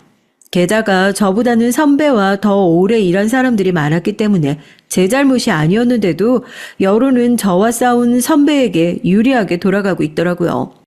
그나마 저를 생각해준 몇몇 직장 동료들이 얘기를 해줘서 그것도 알 수 있었고요. 전 결단을 해야 했습니다. 사실 호텔 식당에서 조금 더 일을 해서 숙련도를 더 쌓고 돈을 더 모아서 가게를 열고 싶었거든요. 하지만 이렇게 식당 내부의 여론이 안 좋은데도 계속 남아있는 게 과연 맞는지 모르겠다는 생각도 들었어요. 결국 전 열심히 일했던 호텔 식당을 나와야 했습니다. 그렇게 쫓겨나듯 호텔 식당을 나와서 집에 틀어박혀서 살았죠. 얼마나 억울하든지 눈물도 안 나오더라고요. 그냥 집에 틀어박혀 누워만 지냈습니다. 그런 저를 보며 아버지께서는 여행이라도 다녀오는 게 어떻겠냐고 권하셨고 전 여행 대신 여행에서 만나 저를 따뜻하게 대해주셨던 할머니와 할아버지께 연락을 드렸어요. 두 분은 한국에 왔지만 도시 생활은 마음에 안 든다고 시골로 내려가셨거든요. 시골로 가시면서 제게 언제든지 와도 된다고 하셨어요. 기분도 우울한 게 시골 가서 힐링도 하고 할머니 할아버지께 제 음식도 만들어드리고 싶어서 연락을 드렸습니다. 할머니, 저 은주예요. 그래, 우리 은주야. 잘 지냈어? 다정하게 제 안부를 물어보시는 할머니의 목소리에 전 울컥 눈물이 나왔습니다. 아무 말 하지 못하고 숨을 고르고 눈물만 닦고 있는데 할머니께서도 제가 우는 걸 아셨는지 잠시 조용히 있으시다가 더 다정한 목소리로 제게 말씀하셨어요. 도시 생활이 많이 힘들지. 우리 때도 힘들었는데 너희 때는 얼마나 더 힘들겠니? 은주 너 바쁜 건 알지만 이 할머니 보러 한번 여기 와라. 여기는 한가해. 바람도 선선하고 맛있는 것들도 많어. 앞만 보고 달리면 오래 못 달려. 주변의 풍경도 보고 맛있는 것도 먹으면서 달려야 오래오래 달릴 수 있는 거야. 알겠니? 전 할머니의 다정한 말에 알겠다고 말씀드리고 그 다음날 바로 짐을 싸서 시골로 내려갔습니다. 아버지께서는 시골로 간다는 제 말에 할머니 할아버지께서 불편해 보이시면 바로 올라와야 한다고 말씀하시면서 홍삼과 간식거리를 사서 제게 건네주시며 말씀하셨어요. 두 분이 불편해 보이시면 바로 올라와야 돼. 알았지? 물론 두 분께 잘 하겠지만 두 분 생활도 있으니까 말이다. 알겠니? 알겠어요. 제가 애도 아니고 내년이면 30살인데 그런 것도 모를까 봐요? 전 아버지의 걱정을 장난스럽게 넘기며 아버지가 챙겨주신 홍삼과 간식거리, 제가 할머니 할아버지 드리려고 가져온 비타민과 건강보조제들을 차에 챙겨 운전을 해서 할머니 할아버지가 계시는 시골로 갔어요. 넓게 펼쳐진 밭과 희미하게 풍기는 소똥 냄새가 제가 정말 도시와는 다른 곳에 있다는 걸 보여주는 것 같았죠. 할머니께서 알려주신 주소로 가니까 문이 활짝 열려 있었습니다. 저번 통화에서 제가 도착 시간을 알려드렸기 때문에 미리 열어놓으신 것 같았죠. 마당 한 곳에 주차를 하고 차에서 내려 할머니를 찾으러 집안 곳곳을 돌아다녔어요. 할머니, 저 왔어요. 할머니, 나 오늘 급하게 오느라고 밥도 못 먹고 와서 엄청 배고파요. 보통 때라면 버선발로 마중 나와 계실 할머니가 아무리 불러도 안 나오시길래 전 다시 한번 큰 목소리로 할머니를 불렀습니다. 할머니! 하지만 그 어디에서도 할머니의 목소리가 들리지 않았죠. 전 왠지 모르게 불안한 마음에 방문을 벌컥벌컥 열면서 할머니를 찾았고 작은 방에 쓰러져 있는 할머니를 발견할 수 있었습니다. 축 늘어진 할머니를 업어 제 차에 태우고 시내의 큰 병원으로 모셔가는데 얼마나 손발이 덜덜 떨리던지 어떻게 운전을 했는지도 모르게 운전을 했고 도착해서 병원에 넘어지시다시피 뛰어들어가 아무나 붙잡고 말했습니다. 할머니가 쓰러지셨어요. 제 말에 의료진들이 황급히 나와 정신을 잃으신 할머니를 모시고 갔죠. 이런저런 검사를 하시고 전 할아버지께 연락을 드렸습니다. 할아버지는 얼른 가겠다고 하셨고 전 할머니의 검사가 끝나길 기다렸어요. 시간이 조금 흐르고 할아버지께서 병원으로 오셨습니다. 할아버지에 이어 이모, 손주분까지 오셨고요. 곧이어 의사가 보호자들을 들어오라고 하셨고 전 두 분께 얼른 들어가 보시라고 재촉했습니다. 이모는 제 손을 잡더니 같이 듣자고 해주셨고 전 함께 할머니의 병명을 들을 수 있었어요. 뇌졸중입니다. 쓰러지자마자 발견하신 것 같아요. 바로 병원에 오신 것도 잘하셨고요. 심각한 상태는 아니지만 연세가 있으시니까 병원에 입원해서 상태를 지켜보는 게 좋을 것 같습니다. 그럼 바로 입원해 주세요. 정말 다행입니다. 시골에 사시는 노인분들 쓰러지시더라도 발견하는데 오래 시간이 걸려서 골든타임 놓치시고 사망하시는 분도 여러 분 봤는데 이번엔 다행히 아주 빨리 발견했어요. 의사 선생님의 말씀에 이모는 제 손을 꼭 쥐며 눈물을 흘리셨습니다. 전 그런 이모를 다독여 드렸고 의사 선생님은 빨리 발견해서 너무 다행이라고 다시 한번 말씀해 주시고는 간호사 선생님께 저희에게 입원 절차를 설명해 주라는 말을 해주고 가셨어요. 고맙다 은주야. 은주 네가 우리 할멈 살린 거다. 우리 생명의 은인이다. 정말 고맙다. 아니에요. 제가 무슨... 아니야 은주야. 넌 정말 내 생명의 은인이야. 내가 정말 너한테 어떻게 감사 표현을 해야 될지 모르겠다. 정말 고맙다, 은주야. 정말 고마워요, 은주씨. 정말 감사합니다. 할아버지는 제 손을 양손으로 꽉 붙잡고 그렇게 말씀하셨어요. 이모도 저에게 엉엉 울며 감사 인사를 하셨고 손주분이신 지혁씨도 꾸벅꾸벅 인사를 하며 정말 고맙다고 우셨습니다. 늦은 밤 제게 소식을 들은 아버지도 먼 길이지만 병문안을 오셔서 할아버지와 할머니를 뵙고 이모도 뵙고 가셨고요. 다행히 그 다음날 할머니는 건강하게 깨어나셨습니다. 혹시나 기억력에 문제가 생길 수도 있다는 의사 선생님의 말과는 다르게 다행히 할머니는 아주 건강하셨고요. 다만 쓰러지기 전에 기억을 하시지 못해서 제 마음이 조금 아팠습니다. 응? 왜 내가 병원에 있다니? 은주 너 온다고 해서 내가 시간 맞춰서 대문 열어놓는 것까지는 기억이 나는데. 곧이어 의사 선생님이 오셔서 깨어난 할머니의 이곳저곳을 살펴보셨습니다. 다행히 크게 문제되는 곳이 없었고 출혈량도 크지 않아 수술은 하지 않아도 된다는 얘기도 하셨고요. 할머니, 이번엔 정말 다행이었어요. 손녀분이 할머니 살렸으니까 태어나시면 손녀분께 맛있는 거 많이 만들어 먹이세요. 농담까지 던지는 의사 선생님을 보면서 저와 할머니, 이모, 지혁 씨는 안도의 한숨을 쉴 수 있었습니다. 할머니는 그때부터 좋다고 의사 선생님께 제 자랑을 하시더군요. 아유, 그럼요. 우리 예쁜 손녀한테 맛있는 거 먹이려고 별거 다 준비했으니까 얼른 퇴원시켜 주세요. 안 그러면 냉장고에서 썩어요. 의사 선생님의 장난을 할머니 역시 장난스럽게 넘기셨고 다행히 할머니는 얼마 지나지 않아 퇴원을 하실 수 있었습니다. 아이고, 우리 은주 먹이려고 산 음식 다 썩었겠어. 할머니는 지혁 씨가 운전하시는 차에 타시자마자 장만한 음식 다 썩었겠다고 한숨을 쉬셨습니다. 전 그런 할머니에게 웃으며 이렇게 말했죠. 됐어요. 할머니 때문에 놀라서 배고픈 것도 잊어버렸는데 음식은 무슨... 그러니까 그거 깜짝 놀래서 헛배부른 거 아니야? 이 할미가 우리 은주 오면 배 든든하게 채워서 다시는 눈물 안 나오게 해주려고 했는데 헛배만 부르게 해서 어째? 어쩌긴 뭘 어째. 얼른 가서 다시 장 봐오면 되는 걸. 예, 지여가 여기 가까운 곳에 시장이 있으니까 들렸다 가자. 우리 은주한테 할아버지가 뭐든지 먹여주고 싶어서 그래. 그래, 지여가 여기 좌회전 하면 바로 시장이다. 얼른 가자. 아우, 됐어요. 오늘은 할머니, 할아버지 다른 일 걱정하지 말고 제가 해드리는 밥 드셔요. 아시겠죠? 집에 도착해서 일하지 말라고 말리는 할머니와 할아버지께 가만히 계시라고 말하며 부산스럽게 움직였습니다. 마침 이모도 집에 오셔서 다 같이 저녁을 먹기로 했죠.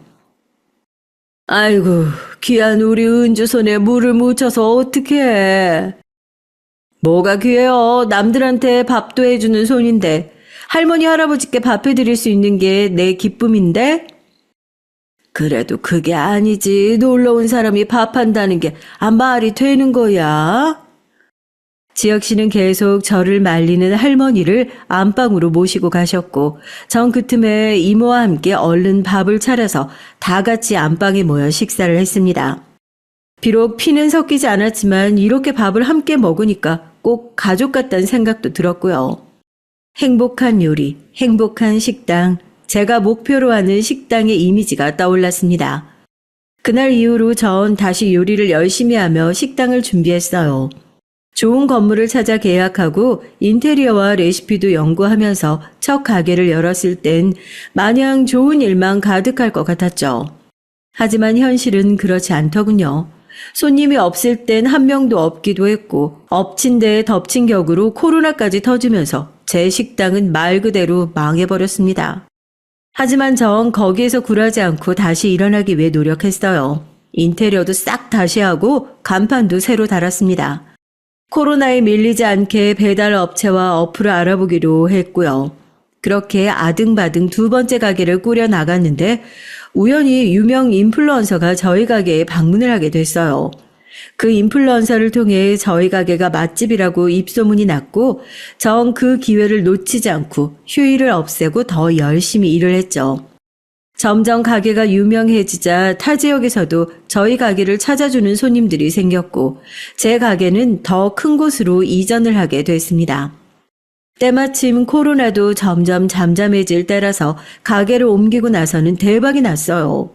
정말 기사회생이 아닐 수 없었습니다. 거기에 더해서 유명 프로그램에서 저희 가게에 와서 음식도 드시면서 정말 초대박이 났어요. 그때쯤 아버지께서 선을 보는 건 어떨지 물어보시더라고요. 처음에 선이라는 말에 됐다고 거절했습니다. 제 인생에 결혼이라는 건 없다고 생각했거든요. 하지만 아버지는 제게 부탁이니까 한 번만이라도 선을 보라고 하시더군요. 결국 아버지께서는 본인이 마지막 소원이라며 정말 좋은 사람이 있으니까 한번 나가보라고 하셨고 마지못해 나가게 된 그곳에서 남편을 만나게 됐죠. 남편의 훈훈한 외모에 키도 크고 말투도 자상한 사람이었습니다. 워낙 무뚝뚝하신 아버지와 살아서 그런지 표현도 다양하고 말투도 상냥한 사람이 좋더라고요. 저희는 조금씩 서로를 알아가며 애정을 싹 틔웠고 결혼을 하게 됐어요. 상견례나 결혼식은 크게 문제가 생기지 않았습니다. 예물 예단은 하지 않았고요. 예물 예단보다는 신혼집을 사는 게 좋을 것 같다는 양가 부모님들의 의견도 있으셨고 저랑 남편도 액세서리를 하지 않는 사람이었기 때문에 결혼 반지로 충분하다고 생각했거든요. 심지어 전 요리를 할 때는 결혼 반지도 빼고 하니까 반지도 비싼 거 하지 않고 그냥 예쁘게 세공되어 있는 금반지로 맞췄습니다. 결혼하고 나서는 아침에 일찍 일하러 나가는 남편이 배고프지 않았으면 하는 마음으로 아침을 차려줬고요. 눈이 일찍 떠질 때는 밥을 줄 때도 있었고 아닐 땐 간단하게 시리얼을 줄 때도 있고 아무래도 제가 점심부터 저녁까지는 쭉 장사를 해야 하니까 아침이라도 차려주고 싶은 마음이 컸거든요. 남편은 제가 차려주는 아침을 아주 잘 먹었습니다.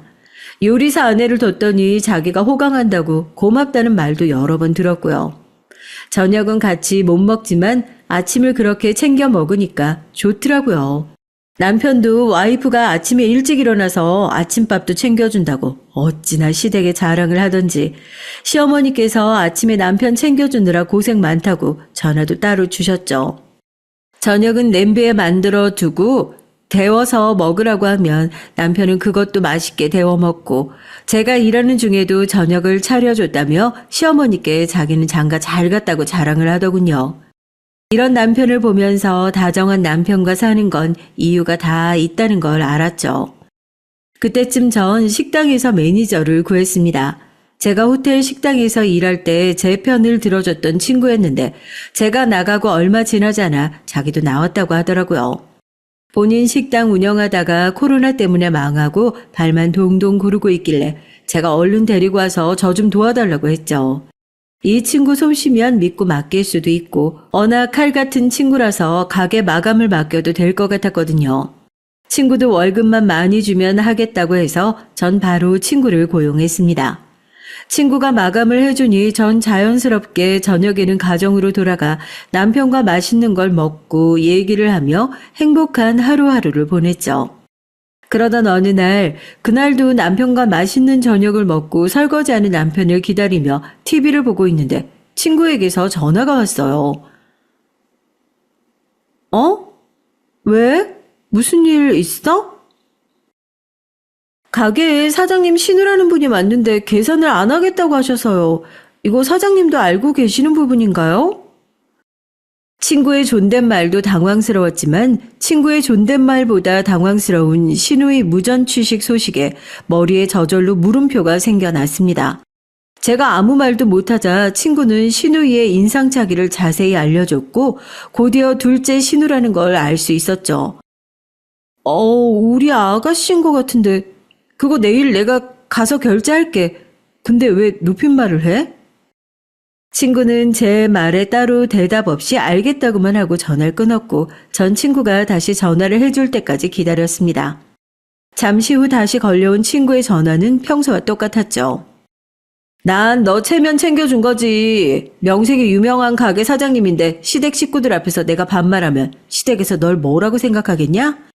이게 다 내가 생각이 있어서 그렇게 한 거니까 그렇게 생각하고. 배려 고마워. 그건 그거고 이건 이거지. 너희 둘째 신이 왜 이렇게 싸가지가 없니? 나 참. 이번에는 처음이라서 그냥 넘어갔지만 두 번은 안 되는 거 알지? 아무리 사장님이랑 알고 있다고 해도 가게 운영하려면 돈이 얼만데 그걸 그냥 무전취식을 해? 그것도 제일 비싼 메뉴를 시켜놓고? 나도 알지. 걱정 마. 일단 아가씨가 먹은 메뉴는 내가 채워놓을게. 남편에게도 말할 테니까 다음엔 없을 거야. 친구는 제 말에 알겠다고 하며 전화를 끊었습니다. 설거지를 다 하고 온 남편이 제 옆에 앉으며 물었어요. 지아씨? 왜? 가게 무슨 일 있어? 아가씨가 우리 가게 왔었나 봐. 근데 아가씨가 식사하고 자기가 사장님 신우인데 무슨 돈을 받냐고 사장님한테 전화해봐라는 식으로 얘기를 했나 보더라고. 지아가 확인차 전화한 거였어. 미안해 여보. 내가 따끔하게 얘기할게. 자기 새언니 가게에서 무전취식을 하다니 내가 다 부끄럽다. 얼마 나왔는지 알려주면 그것도 내가 낼게. 정말 미안해.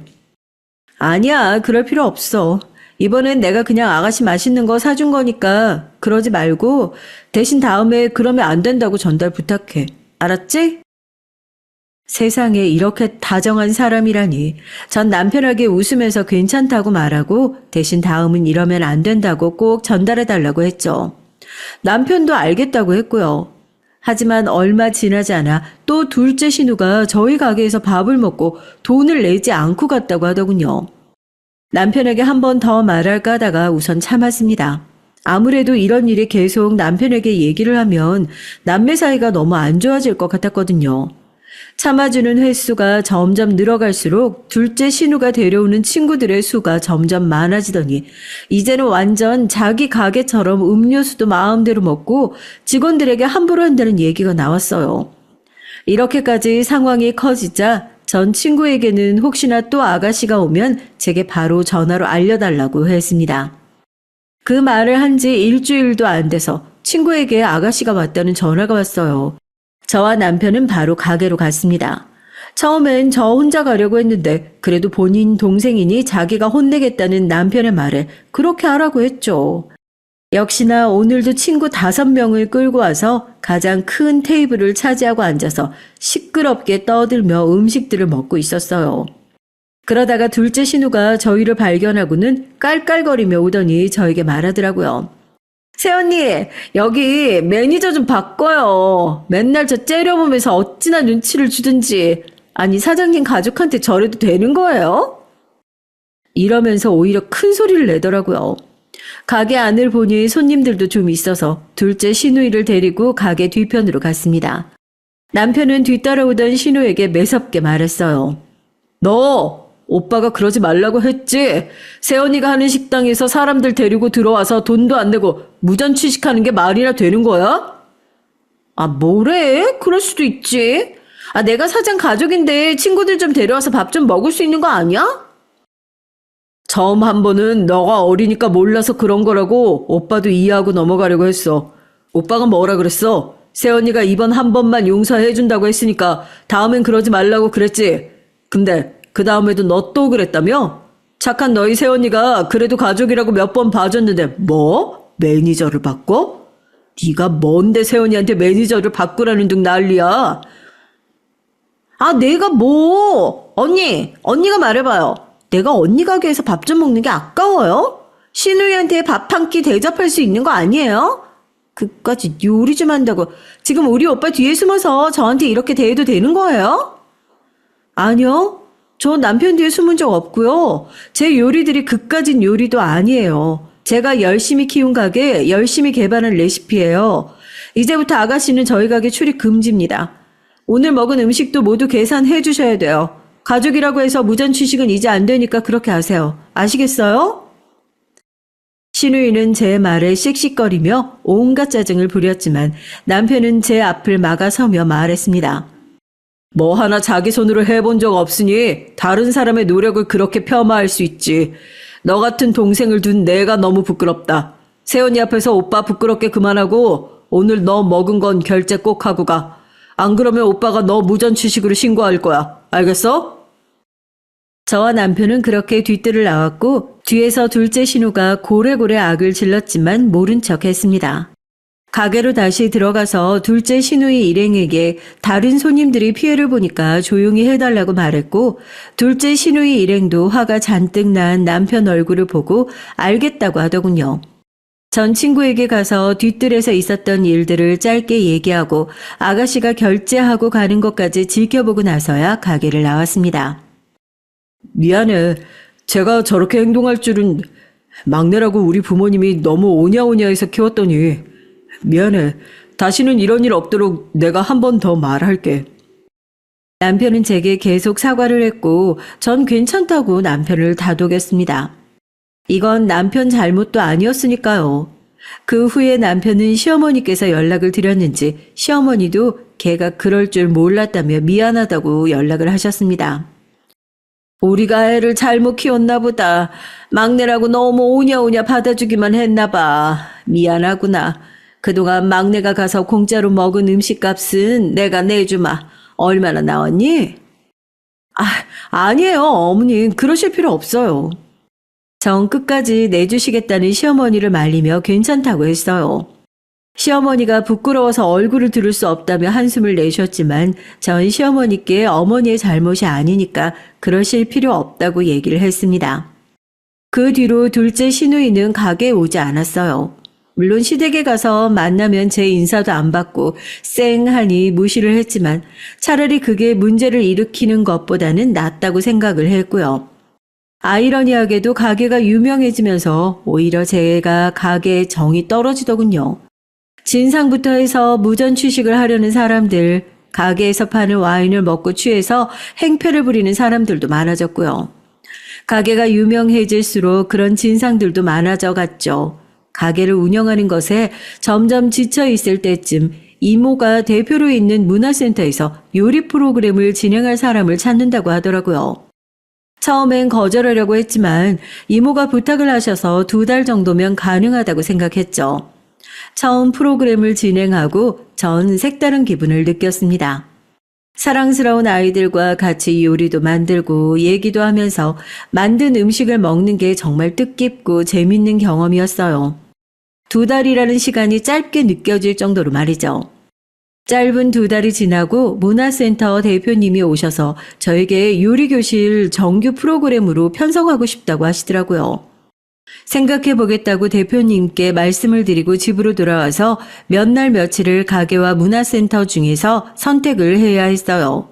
아무 것에도 집중하지 못하고 갈팡질팡하고 있는 저에게 남편이 와서 말하더군요. 난 당신이 하면 행복하고 편안한 걸로 하길 바래. 당신 가게 운영하면서 스트레스 많이 받고 진상들 때문에 경찰에 신고할 때마다 내가 생각한 가게는 이런 게 아니었다고 그랬잖아. 돈 많이 벌면 뭐해. 스트레스 받고 가게 운영하는 게 힘든데. 하지만 프로그램에 들어가게 되면 지금처럼 돈도 많이 못 벌 텐데. 돈이야 있다가도 없는 거고 없다가 또 있는 거야. 난 당신이 스트레스 안 받았으면 좋겠어. 돈 때문에 건강 잃을 순 없잖아. 전 남편의 말에 확신을 갖고 정규 프로그램에 들어가기로 했습니다. 다행히 프로그램은 바로 확정이 났고 전 매니저인 친구를 불러 권리금을 받고 넘기겠다고 얘기를 했어요.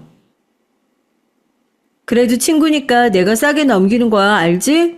너 하기 싫으면 말하고. 그래도 난 네가 했으면 좋을 것 같은데. 진짜? 나한테 이 가게 넘긴다고? 아이, 공짜로 넘기는 거 아니야. 알지? 그래도 권리금 싸게 받을 테니까 네가 욕심나면 가져가. 프로그램을 준비하는 기간 내내 가게는 매니저인 친구가 떠맡다시피 해서 운영을 해줬어요. 제가 운영할 때보다 친구가 운영할 때 더 반응이 좋기도 했고 문화센터에서 학생을 가르치는 것도 저한테 잘 맞아서 그런지 가게를 친구에게 넘겨주고 싶더군요. 정말로? 나한테 넘길 거야? 정말? 나 너라면 믿고 이 가게 넘길 수 있을 것 같아. 내가 문화센터에서 프로그램 진행한다고 가게도 제대로 못 나왔고 가게 운영하는 것보다 아이들이랑 프로그램 진행하는 게 더 재밌어. 제 말에 친구는 기뻐하며 알겠다고 했고 전 친구에게 권리금을 받고 가게를 넘겼습니다. 그러는 사이 제 배에는 아기가 생겨서 전 프로그램도 다른 분에게 넘기고 태교에 집중하기로 했고요. 아직은 초기니까 양가 부모님께는 알리지 말자. 안정기 들어가면 말씀드리게. 그래도 혹시 모르니까 프로그램은 못한다고 말씀드렸어. 정말 괜찮겠어? 아기도 중요하지만 당신 아이들이랑 요리교실 하는 거 정말 행복해 보였는데 어떻게 가게에 넘기자마자. 됐어. 가게도 힘들었고 아이들이랑 하는 요리 프로그램도 재밌었지만 그 아이들 보면서 나도 아이가 가지고 싶더라고. 나중에 또 기회 되면 할 수 있으니까 너무 걱정하지 말고. 그러는 당신이야말로 괜찮겠어? 나 이제 돈 못 버는데? 제가 장난스럽게 그렇게 말하자 남편은 오히려 걱정하지 말고 이참에 푹 쉬라는 얘기도 해주더군요. 전 알겠다고 하고 태교에 집중했고요.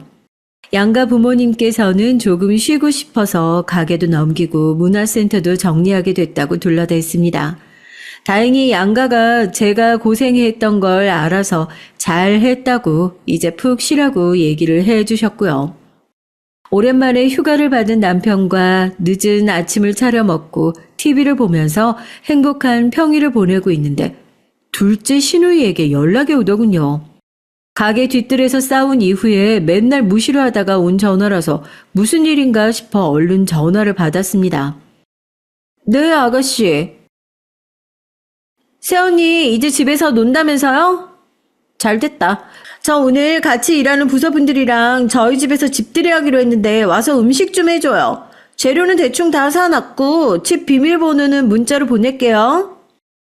이러고서는 제 대답도 듣지 않고 뚝 끊어버리는 게 아니겠어요? 남편은 당장이라도 가서 둘째 시누이 발목을 똑 하고 부러뜨려 놓겠다며 길길이 날뛰었지만 전 그런 남편을 다독이며 말했습니다. 됐어. 좋은 게 좋은 거라고 이번 한 번만 참지 뭐. 요리해주는 거 어려운 거 아니니까 우리 같이 가서 맛있는 요리 만들고 아가씨 깜짝 놀래켜주자.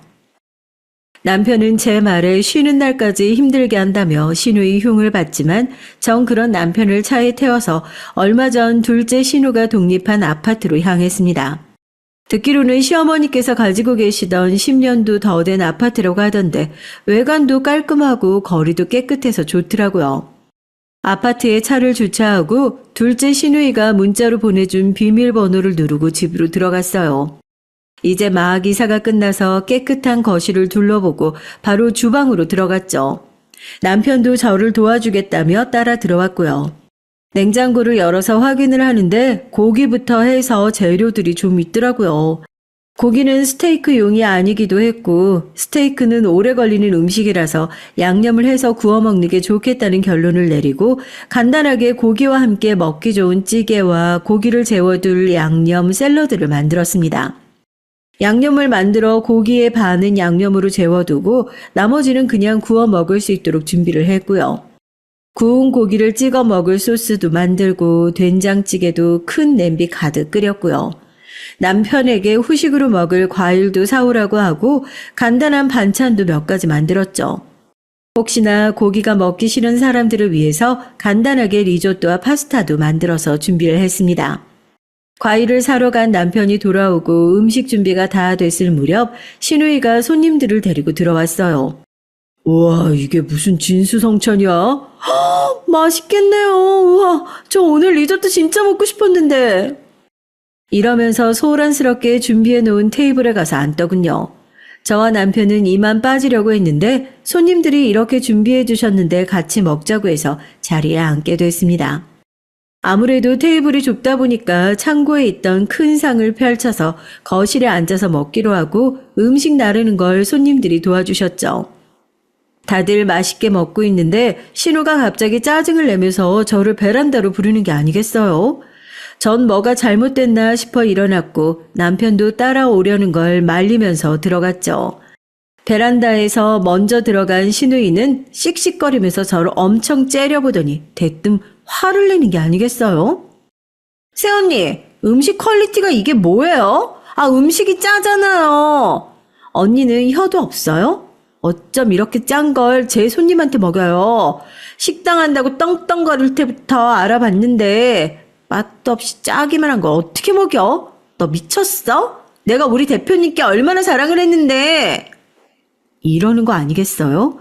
전 황당하고 어이가 없어서 아무 말도 못하고 있었죠. 제가 가만히 있자 시누이는 점점 더 목소리를 높이며 화를 냈습니다. 그 말을 듣고 있는데 점점 머리가 아프더라고요. 한참을 귀 따가운 그 소리를 듣고 있는데 문이 열리더니 누군가 저에게 인사를 건네는 거 아니겠어요? 아유, 이게 누구예요? 이러면서 부산스럽게 제게 허리를 굽혀 인사를 하는 거 아니겠어요? 제가 누군지 몰라 같이 인사를 하는데 고개를 든 사람은 다름 아닌 할머니 손주분인 지혁 씨였습니다. 어머, 지혁 씨. 은지 씨가 여긴 어쩐 일이에요? 정말 아무것도 모르는 듯이 묻는 지혁 씨에게 둘째 시누이 집이라고 말했고 저와 지혁 씨를 번갈아 보던 시누이는 둘이 무슨 사이냐고 묻더군요. 두 분 아는 사이세요? 어떻게 아는 사이예요? 아주 고마운 분이시죠. 저희 할머니를 살려주신 분인데. 시누이는 지혁 씨의 말에 황당하다는 듯이 입을 떡 벌리더니 곧이어 뒷목을 잡는 게 아니겠어요? 그리고는 마치 슬로우 비디오처럼 뒤로 넘어가더라고요. 그런 둘째 시누이로 인해 집들이는 순식간에 아수라장이 됐고 저와 남편이 둘째 시누이를 병원으로 데려가야 했습니다. 듣기로는 사람이 너무 깜짝 놀라면 그럴 수 있다고 하던데 저랑 자기가 일하는 곳 대표가 서로 아는 사람이라는 것에 놀란 건지 아니면 자기가 저를 깔보고 화를 내고 있는 타이밍에 잘 보여야 할 사람이 나타나서 놀란 건진 모르겠지만 이 사건으로 둘째 신우는 집에서는 문제아라고 낙인 찍히고 회사에서도 은근히 따돌림을 받는 것 같더라고요. 아, 전 잘 지내고 있어요. 둘째 신우에게 미쳤냐는 소리를 들을 땐 어이가 없고 황당해서 순간 할 말을 잃었지만 후에 남편에게 둘째 신우에게 들은 갖은 욕설을 모두 말했습니다. 남편은 둘째 시누이에게 길길이 날뛰며 화를 냈고 시어머니도 둘째 시누에게 불같이 화를 내시며 저를 다독여 주셨죠. 그리고 둘째 시누가 살던 집을 제 명의로 선물해 주셨어요. 자연스럽게 집을 잃은 둘째 시누는 다시 시댁으로 들어가야 했고요. 이 사건 때문에 한동안 시댁은 찬바람만 쌩쌩 불었습니다. 저희도 시댁에 오지 말라고 하셔서 하루에 한 번 안부 전화만 드렸어요. 후에 제가 안정기에 들어서자마자 양가 부모님께 임신 소식을 알려드렸고 시댁도 제 임신 소식을 듣고는 분위기가 조금씩 풀려가더라고요. 나중에 이 사건을 들은 첫째 시누이에게도 미안하다며 연락이 왔고 할머니와 할아버지께서도 지혁 씨에게 얘기를 들었다며 무슨 일이냐고 물어보셨지만 타이밍 좋게 제가 임신을 했다고 했더니 너무 기쁘다며 좋아하시더라고요. 임산부는 잘 먹어야 한다며 저희 집으로 할아버지가 열심히 키우신 야채들을 보내주셨습니다. 이렇게 전 이제 곧 태어날 아기를 기다리며 행복하게 살고 있습니다.